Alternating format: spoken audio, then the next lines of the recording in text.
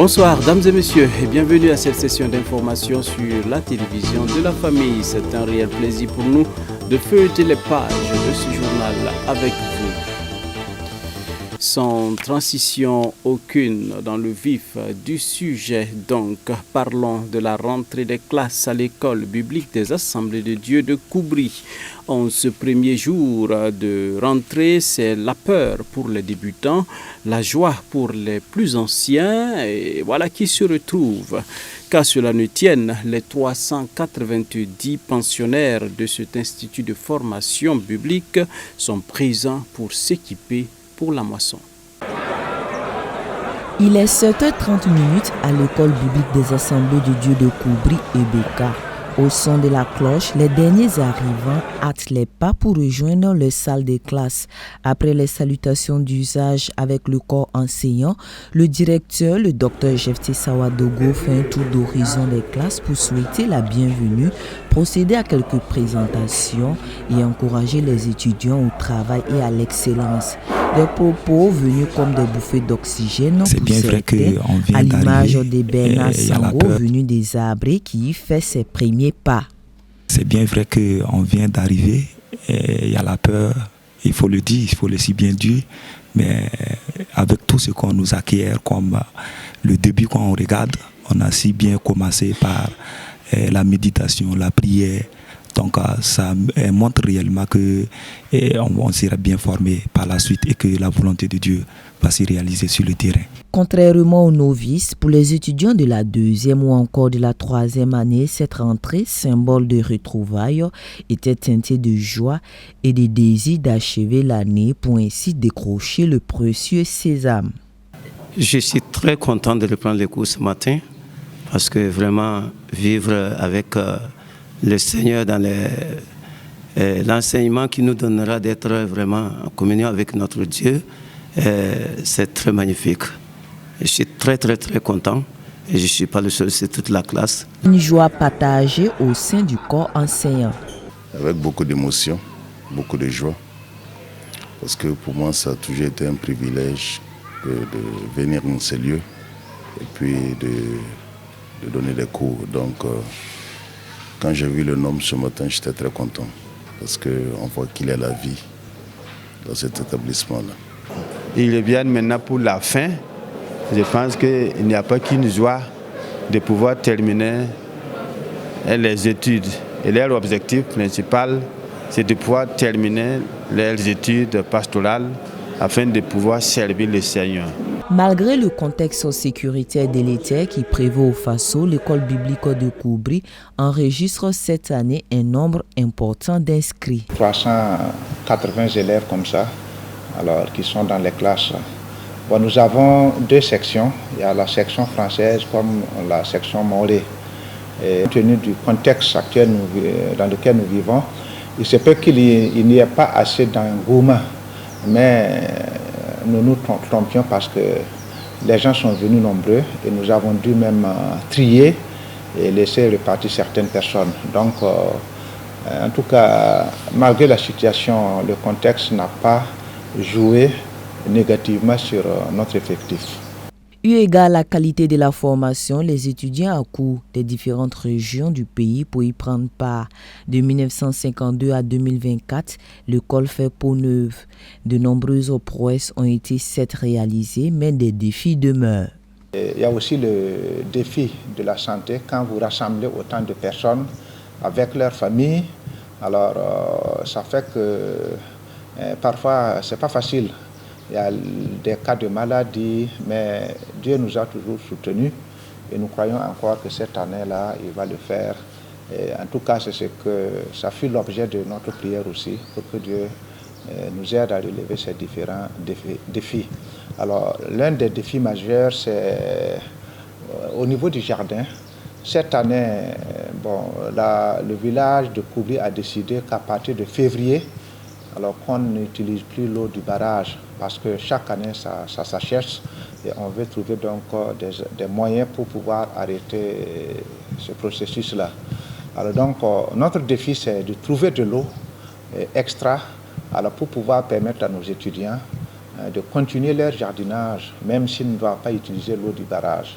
L'école biblique des Assemblées de Dieu de Koubri a vu le jour en 1941. Depuis lors, elle s'attelle à former des serviteurs pentecôtistes pleinement dévoués et capables de paître le troupeau de Dieu. Le reportage est signé Odette Zouanguena et Gédéon Tapsoba. La suite de ce journal.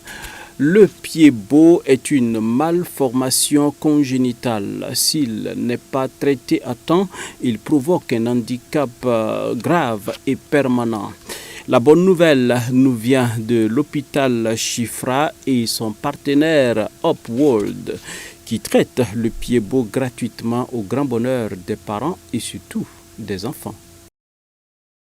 Longtemps considéré comme une malédiction dans certaines traditions, surtout africaines, le pied-beau n'est en réalité qu'une malformation congénitale. Aujourd'hui, il est possible de le soigner et d'en guérir à 100% selon Dr Faisal Oubda, manager de l'initiative. Au Burkina Faso, depuis 2017, avec le concours de l'hôpital Chifra et l'ONG Upwork, le programme Pied-Beau a pu redonner le sourire à 1300 enfants.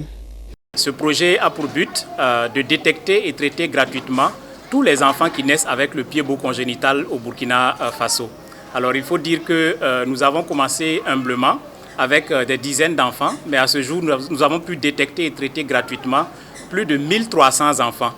Et le traitement qui devrait coûter 250 000 francs est rendu gratuit grâce à Upwork, mais aussi grâce aux nombreux partenaires qui sont là aujourd'hui, qui nous accompagnent. Aujourd'hui, nous célébrons la journée mondiale du pied-beau, qui est la date d'anniversaire du docteur Ignacio Ponseti, qui est celui qui a créé et performé cette technique-là, qui a 95% de résultats. Il faut dire qu'au Burkina, nous avons 8 centres de traitement du pied-beau gratuit dans 8 régions du Burkina. Et bien, cette célébration aura lieu dans chacun des centres. Ce 3 juin marque la célébration de la journée mondiale du pied-beau et à cette occasion, témoignages et reconnaissance ne manquent pas de la part des bénéficiaires du programme. L'enfant à sa naissance, je n'avais pas fait la remarque. C'est à l'âge de 1 an, quand il a commencé à marcher, que j'ai remarqué qu'il marchait sur la pointe de ses pieds, les talons n'atteignaient pas le sol. J'étais un peu découragée. Les alentours, tout le monde disait qu'avec le temps, il allait redéposer le pied. Mais à la longue, j'ai constaté que ce n'était pas le cas. Donc j'ai décidé d'emmener l'enfant voir un pédiatre en consultation. Et de là, le pédiatre m'a dit qu'il y a une unité à Chifra qui occupe de ces cas. Pour la semaine prochaine, ils ont mis les plâtres. On est reparti, on a fait 1 semaine. On est revenu pour le rendez-vous, ils ont enlevé et ils ont remis une autre plâtre. On est reparti, on est revenu pour le rendez-vous prochain. Ils avaient enlevé les plâtres et à ma grande surprise, l'enfant avait déjà déposé les pieds. Et le docteur m'a dit qu'ils n'allont plus faire la chirurgie. Et ils nous ont donné des chaussures que j'ai portées à l'enfant toute la journée. À la longue, on nous a fait porter ces chaussures la nuit uniquement au coucher. Et il y avait d'autres chaussures qu'on a confectionnées car l'enfant avait aussi les pieds plats, qu'on portait les journées et les athlètes la nuit. Et grâce au rendez-vous et au traitement aujourd'hui, l'enfant est guéri, il marche normalement, les pieds sont devenus droits. Vraiment, je dis merci à Dr Oubda et ses collaborateurs. C'est une œuvre sociale qui évolue sous la couverture du corps de Christ et le président de la Fédération des Églises et Missions évangéliques du Burkina Faso d'apprécier ce travail abattu par l'hôpital Chifra et ses partenaires afin d'égayer des familles, fût-elles évangéliques ou non. C'est vraiment un programme qui bénit toute la nation, tout le Burkina. Et comme vous voyez, ils prennent les enfants sans distinction. Pourvu que l'enfant soit pied beau, ils veulent le prendre le plus tôt possible. Parce que si on arrive à prendre l'enfant dès le plus bas âge, en ce moment-là, eh bien, le traitement est efficace. Et donc, nous invitons vraiment les parents qui ont des enfants dans cette situation de ne pas du tout hésiter. Comme ils le répètent, le traitement est totalement gratuit. Après 5 années de traitement long et laborieux, mais surtout gratuit, les enfants reçoivent des attestations de guérison du pied beau.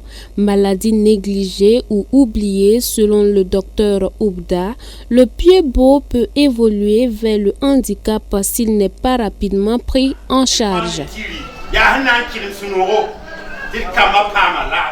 Éducation et citoyenneté, c'est le thème qui a servi de base pour les échanges à l'occasion de la Journée mondiale de l'étudiant au sein des groupes bibliques du Burkina Faso. Des enseignants-chercheurs rompus à la tâche ont fait, le diagnostic du système éducatif burkinabé, l'instant d'un panel. Présent pour nous, Abibalaï Bourema, Gédéon Tapsova. Et l'objectif, c'est que l'homme s'améliore. À l'occasion de la Journée mondiale de l'étudiant, célébrée chaque année à travers le monde par l'IFES, une structure internationale des groupes bibliques universitaires, l'Union des groupes bibliques du Burkina a elle aussi célébré cette journée à travers un panel sous la thématique Éducation et citoyenneté, quelle éducation pour l'émergence d'une génération de citoyens intègres et compétents? Les organisateurs de ce panel trouvent qu'il y a un problème dans le système éducatif actuel et il est impératif d'apporter des changements. Ce que nous reprochons au système éducatif actuel, c'est que normalement, ce n'est pas intéressant que quelqu'un, si vous prenez dans notre processus de l'école primaire, nous faisons 6 ans, pour faire le BPC, ça fait 4 ans. Pour faire le bac, ça fait 3 ans. Et si on arrive à l'université pour avoir la licence, c'était 3 ans. Et maintenant, ça dépasse 3 ans. Certains même font 6 ans. Et en fin de compte, quand vous sortez de cette formation, il faut encore aller se former pour pouvoir être ce que j'allais appeler professionnellement apte à faire quelque chose. Nous trouvons quand même qu'il y a un problème et il faut que nous changeons dans cette situation. L'autre chose qui a motivé la création de ce cadre, c'est qu'aujourd'hui, on nous appelle des Burkinabés, ce qui signifie pays des hommes intègres. Mais en matière d'intégrité, on recherche cette intégrité dans la vie de nos jeunes, on ne le retrouve pas. Et c'est le temps opportun pour nous de se poser la question, qu'est-ce qui n'a pas marché? C'est que quelque part dans notre système éducatif, comme le docteur Moumni et le professeur Valien ont souligné, et puis aussi le professeur Maïga Al-Kassoum, il y a en fait des éléments, des insuffisances dans notre système éducatif qu'il faut en fait recadrer pour que réellement cette formation permette aux gens d'être utiles pour la société, être utiles pour eux-mêmes et être utiles aussi pour l'Église. Le premier sous-thème a abordé l'état des lieux de l'éducation au Burkina Faso. Quant au deuxième, il évoque l'éducation dans les sociétés traditionnelles burkinabées. Les panélistes sont unanimes, il faut apporter des changements dans le système éducatif sélectif colonial français que nous avons hérité de la colonisation et qui a détruit notre société actuelle. Une éducation traditionnelle, en quelque sorte, c'est une éducation qui s'appuie sur les valeurs et qui ont fait les fondements de la société traditionnelle. Et quand je parle de ces valeurs, c'est comment cette société traditionnelle a su mettre en place des stratégies pour que les connaissances acquises, pour que les savoirs que les gens ont eu à découvrir, tout le patrimoine qu'ils ont eu à découvrir, comment faire pour assurer la pérennité en tout cas de ces valeurs-là. En quelque sorte, l'éducation, c'est comme une reproduction allant dans le sens de conserver ce qu'on a pour que la postérité puisse l'acquérir. Notre système éducatif a beaucoup de limites. J'ai fait l'historique. Il faut savoir d'où il vient. Il a hérité de la colonisation et donc il arrive avec les limites que le colon lui a données. Notamment, c'est un système colonial. C'est-à-dire que ce n'est pas notre système éducatif qui a évolué, notre système éducatif endogène qui a évolué, qui est devenu comme ça. C'est un système qu'on nous a imposé de la France. Et la France a imposé le système pour ses propres besoins, pas pour l'Afrique. Si bien que le système pâtit jusqu'à présent de ses faiblesses de départ. Même si après les indépendances, on a voulu corriger, il reste que le système élitiste, le système pour la ville contre la campagne, il est pour les hommes contre les femmes, il ne prépare pas suffisamment à l'emploi, il fait comme s'il y avait du travail. Et une fois qu'on a fini, on trouve du travail. Le système colonial, c'était effectivement comme ça.